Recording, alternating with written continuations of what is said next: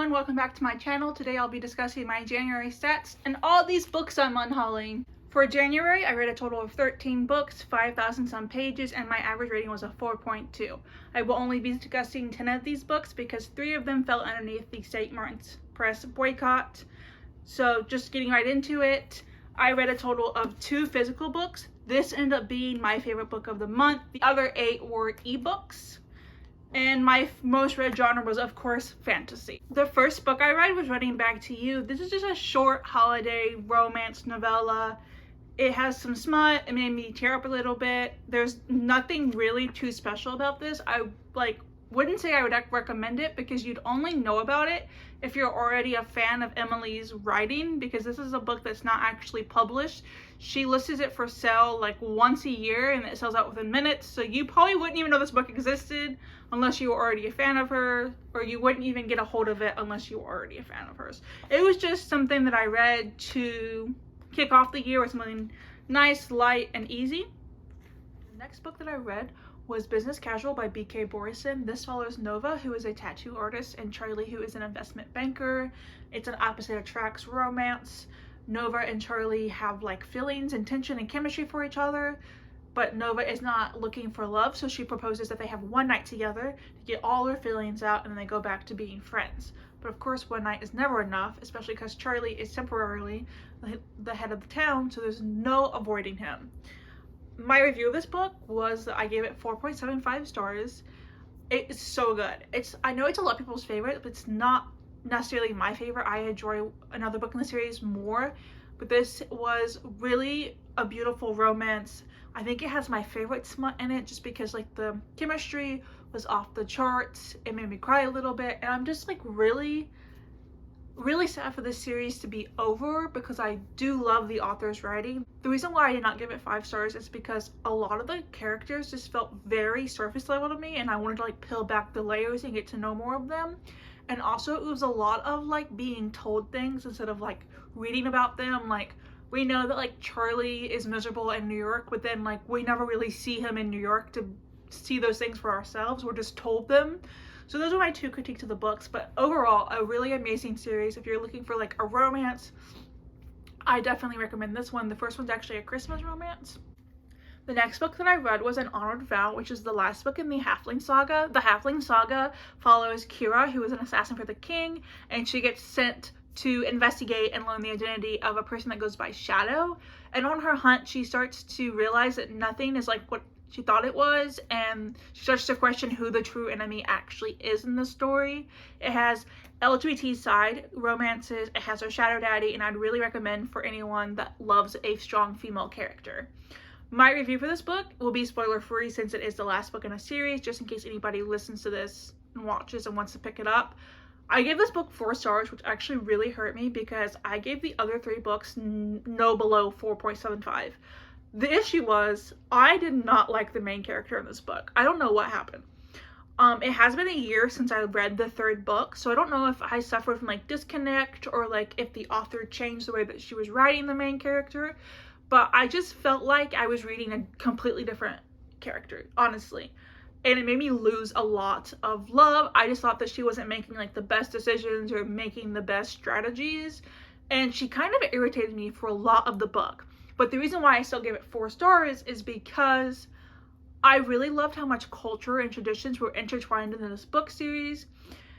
I'm a really big history person, so anytime the author takes the next step and gives us like background to people and how they grieve and how they celebrate, I just really find that all fascinating, and this book does such a great job of incorporating it into the existing plot. I also thought the side characters really shined bright in this book. The side characters really brought the story home for me, and for those 2 aspects together, I still gave this 4 stars because it was an overall really great book, even though I did kind of have beef with the main character. But it's a series that I'd recommend. It's fun. Like I said, it has like hot characters. It has LGBT representation, and I don't think it's like super difficult to understand. It doesn't have like the most unique plot, but if you're somebody that's like wanting like don't have to think very hard about fantasy, this is a good one. The next book that I read was The Dawn of Onyx. This follows Arwen, who has the rare magical ability of healing people. She exchanges her abilities for her brother's life who was caught stealing. So she gets shipped off to the Onyx Kingdom, and the Onyx King is very well known for being like arrogant, brutal, vicious. So she needs to earn her freedom somehow, because she's going to be there serving out her sentence of like killing his soldiers pretty much. To earn her freedom though, she's going to have to like navigate royal court, dark magic, beast, and her own heart. I give this 5 stars. It had me in an absolute chokehold. It has a shadow daddy. It is also a slow burn. It has quite a bit of bantering and tension that had me giggling and kicking my feet. It is so very much beginner friendly. Nothing about it is hard to understand, and it does have like some predictable plot points, but others still caught me by surprise. It is a completed trilogy, so you can pick one book up and read all of it, which I do suggest because this book does end a bit unresolved, so you're gonna want to have the second book on standby to just continue all the way through. So yes, this is my favorite book of the month. I love it. Mwah. I love it very much. And then next I read Sound the Gong, which is the final book in the Kingdom of Three duology. I don't know if it bothers anybody else, but the fact that it's called Kingdom of Three, but there's only 2 books, really did bug my OCD for a little bit. But this duology is like a reimagining of like Chinese literature with like a female agency to it. So there's very strong female characters in this book. I really, really love it. It's kind of really hard to explain without you just reading it. It's like these 3 women trying to fight to get control of the war. And there's like strategists that are like trying to direct them, and like one of the strategists has a story. And this book is about that story. My review of this book is I gave it 4.5 stars. This is not a spoiler necessarily, it's just something you should know. This author does not do happy endings. I've heard from people that every book this author writes ends sad. So go into that knowing this. These books all have sad endings because that's the reality of war. That's the reality of life. That's what the author is striving for, is to be realistic. Not everybody gets happy endings. So I do appreciate that kind of mindset. But I will say, I did go the entire book hoping for a happy ending. I was like, maybe I'm just delusional. So this book is a really good example of like how beautiful humanity can be, but how also tragic humanity can be. Nobody wins in war. All we can do is like do good for the people that we love while we have the time that we do. This book plays a lot with like humanity and fate and trying to change fate and trying to change the outcome of war. And I really love like political fantasy. I feel like it takes balls to do. I feel like people try to steer away from political fantasy because it's not something that people typically enjoy. But like every political fantasy that I've read, I've loved. And the reason why I did not give this 5 stars is because I don't think it's as good as the first one. That's the only reason. The first one set a really high bar for me, and this one didn't quite reach it, so I just didn't feel like it deserved the 5 stars, but it's so close. Like 4.5, 4.75, definitely in that area. Like it is so good. And I know that I said it's hard to explain, but once you actually like start reading it, it makes sense. It's just so hard to not give spoilers for this series. I read the 20th anniversary screening for the Tiny Tarot book club that I take part in. This is like a mockumentary of like a fake slasher film that when it came out, it got popular because like somebody tried to recreate the deaths that happened in the book. And then it goes into like the fact that for the 20th anniversary, they're like showing it in the exact same theater, and they're like, oh, it's supposed to be a bad idea, like somebody else might recreate the deaths, and it's just like supposed to be making fun of the slasher film, I think. I don't watch scary movies, I don't watch slasher movies, so I gave this 3 stars because it was not for me. I don't think it was meant for me at all. I don't think it was meant for like any part of me whatsoever. I thought it was like funny, I thought it was weird, I thought it was a little graphic, I thought it was just there. It was like, it was a book. It was a book. I don't think I would recommend this to anyone ever unless they specifically asked me for like an aspect that was in this book. Like if they were like, hey, do you know any books that are making fun of slasher fics? I'd be like, do I? Or like, have you ever read a book that like makes no sense to you and you're like giggling at it a little bit? Yep, sure do. And then I would tell them about the book. But I don't think I would specifically be like, have you ever heard of this book? You should read it. I don't think I would ever do that. But maybe if you like slasher films, or you like reading about slasher books, maybe this would be something that you would enjoy. I don't want to hate on it because, like I said, it's not it's not for me at all. It was, I didn't think it was boring. I thought it was like good enough to read. I mean, it is just like a little short novella. So that's my piece on it. I'm so sorry to anybody that like maybe will like it. The book that I read was The Lotus Empire, which is the last book in the Jasmine Throne trilogy. This is one of those books that's really hard to explain, so I'm gonna try my best, but it's like one princess who wants to overthrow her brother's throne and one priestess that's trying to find her family, and them together are gonna like overthrow the empire and change the world. I really can't say anything else. My review of this book, like I said, will be spoiler free since it is the last book. I gave this 4 stars. It's really fascinating, very interesting plot. The one downfall of this series is it has way too many POVs. There is 10. I counted. There's like 10 POVs happening.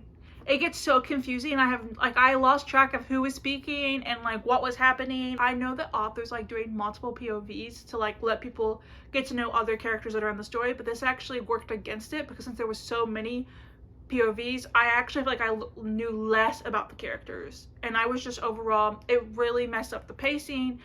And I don't know if I'd actually recommend this series because a lot of people don't like POVs with that many in it. So if you're one of those people, I probably would steer away from this series. Because I've read Zodiac Academy, which has a lot, but they're also way longer, so like multiple POVs make sense in a series like that because they're like 800-page books. This is a 400-page book. So imagine having 10 POVs in a 400-page book. It was like, it was too much. It was honestly too much. But with that being said, I do think it was a very satisfying ending to the story that we've been learning about the last 3 books. So I have very like contrasting feelings. Like the series overall, very good.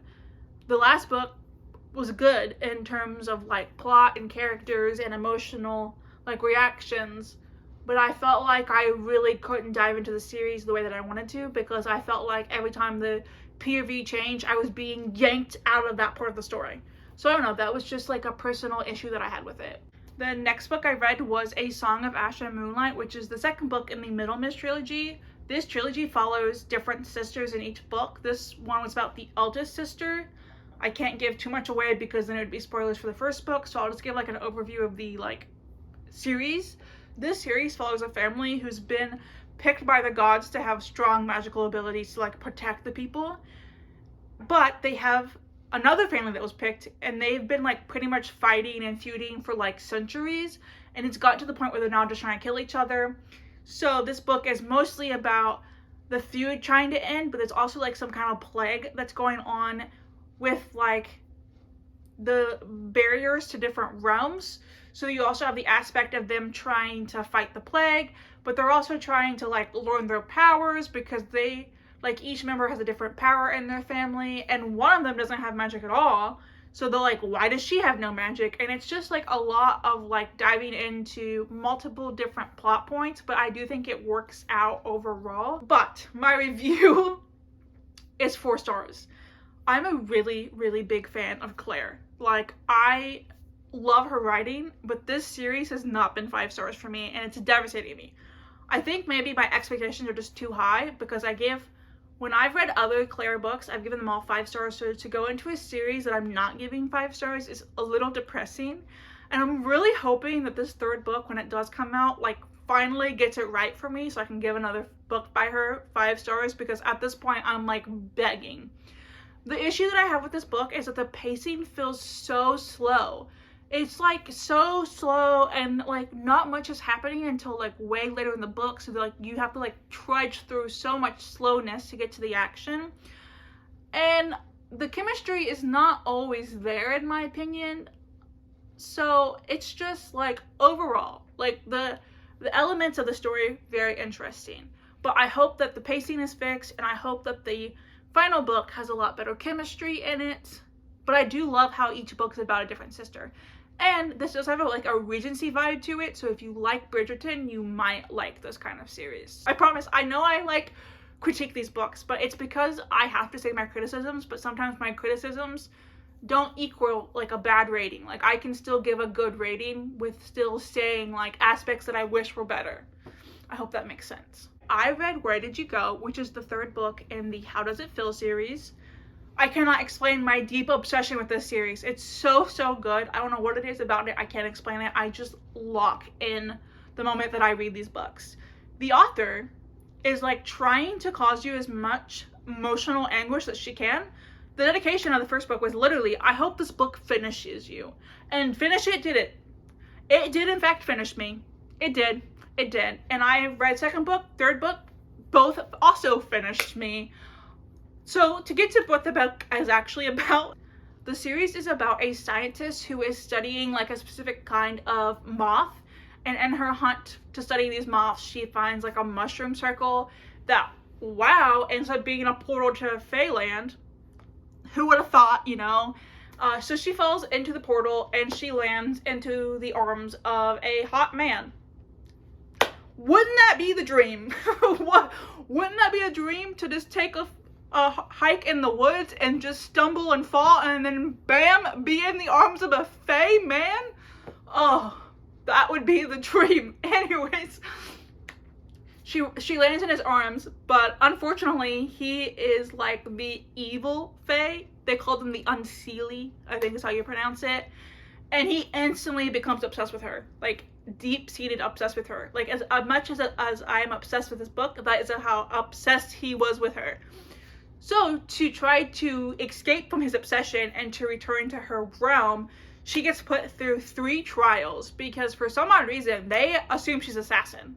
They're like, you're not a scientist, you have to be an assassin. Like, how else would you be here? So that's all I can say on the plot. I can rave more about how I feel about these books, and I'm going to. Trust and believe. My review, 5 stars. Is that surprising? No, it shouldn't be. It was 5 stars. I think that I will need therapy after this series. It had me in an emotional panic from the first page to the last page. I sat down and read this book in 10 hours straight. Didn't eat, didn't breathe, didn't sleep, didn't do anything. I read this book in one go. It kind of has a love triangle, but like not really, because I think it's so obvious who she's gonna end up with. Like, I did not realize there was gonna be a 4th book, so I literally finished the 3rd book and it said to be continued, and I just stared at my ceiling. How am I gonna make it through another year until this book comes out? I don't know, guys. I don't know how I'm gonna possibly be okay. Actually, I do. I'm gonna pick up another fantasy series and get obsessed with it, because that is the way that it goes. It's like an endless cycle. It's like, oh, I read a book that I'm obsessed with, and then I find out that it's gonna not come out for a year, and then I'm like, I pick up another fantasy series that I'm obsessed with, and then I find out, oh, this one's also not gonna be done for another year. And that's how I end up with 50 unfinished series to read. This has been a really long tangent about this book series. I hope you've enjoyed. I've only read one other book and I didn't really love it, so I guess this makes up for it. The last book that I read was The Peculiar Garden of Harriet Hunt. I host a book club with my friends. We are calling it the Babes Who Read because that's just the vibe of our friendship. But we are reading one book every 2 months, and we're going to read a different genre every 2 months. So the genre that I picked for the first book was fantasy, because I'm a fantasy SLUT, we've been new. So I found this book. I thought it was going to be great. It is like a girl who has a magical garden that's alive, that's buzzing with power. But her dad randomly disappears one day, so she has to start investigating it. And then she realizes that she's actually in the center of this whole plot. And then she's actually fighting for her life, pretty much. No spoilers. That's literally the description of Storygraph. Like, it's on there. I'm not giving anything else away. I gave this 4 stars, but it's really like a 3.75, more than a 4 stars, but I'm trying to be nice. The reason I did not like this book is because I don't think it should be listed as fantasy. I don't. This is a mystery with fantasy aspects. I don't care what you think. You probably don't even know what you think because you probably haven't read the book. It's only been out for like a month. But the only fantasy thing about this book is that she has a magical garden. That's it. Like, there's nothing else about the book that is fantasy or in like the fantasy realm of things. The rest of the book is a mystery. She's investigating her dad's disappearance. She's investigating something else. She's investigating this, that, herself, her past, her future. It's investigating. It is literally a mystery. That's my beef with this book. It should be the main genre should be mystery and the subgenre should be fantasy. And right now it's being advertised the other way around, and I think that is misleading. Because if you enter this book expecting it to be like a hardcore fantasy, you would be disappointed. You'd be like, this is not what I expected. But the reason why I'm giving it 4 stars still is because the premise of it was very interesting. I don't think I've ever read a book about a girl with a magical garden. Not that I can recall. And I also felt like the female relationships that she has were so beautifully portrayed, and like just the friendships in general just were so beautifully written, and I thought that it brought a lot of love and life to the page. I will warn you, the trigger warnings are heavy in this book. I really recommend checking the trigger warnings before you start this, if you even want to start this after I did a whole rampage. I hope you do. I would just like to just set your expectations right. Read this book if you want a mystery, is what I'm going to say. If you want a good mystery with like twists and turns and you think you know, but then you actually don't know, and then when the book ends, you're just left like, oh my goodness, this would be the book for you. Do not read it if you want a fantasy. That's my opinion. Don't come for me. That's just how I feel. I also don't want to give anything else away because I'm the first person in my friend group to finish the book, and they have until March to read it. So obviously I'm making this the end of January, so I don't want to like give something away and then my friends be like, what the heck, May? I'm gonna say nothing else. I think my rampage is over. I think this is it. So yeah, that's the 10 books that I read. It was a chaotic month. It was a roller coaster, truly. I laughed, I cried, I giggled, I wanted to throw up several times, and at the end of it, I think I enjoyed myself, truly.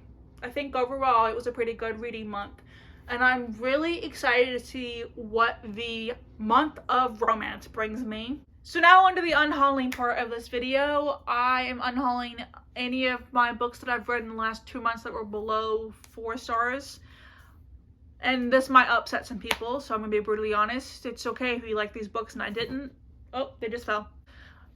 It's okay if we have different opinions. I don't think any of these are bad books. They just weren't 4 stars, and I only keep books that were 4 stars on my shelf.